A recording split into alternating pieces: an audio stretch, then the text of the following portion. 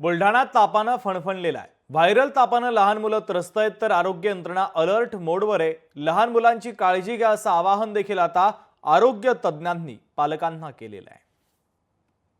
लहान बच्चूमध्ये जर viral fever असेल तर त्याच्यामध्ये त्यांनी हेल्दी डाएट घ्यावा, ज्याच्यामध्ये प्रथिने वगैरे आहात, विटामिन्स असतात आणि कधी कधी पाण्यापासून पण आजार होतात। पाणी पण स्वच्छ प्यायला पाहिजे।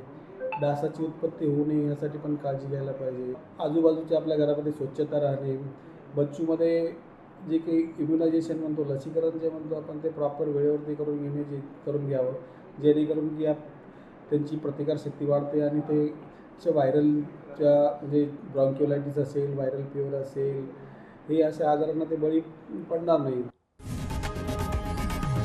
लोकशाही मराठी ऐका, पहा, जागरूक रहा।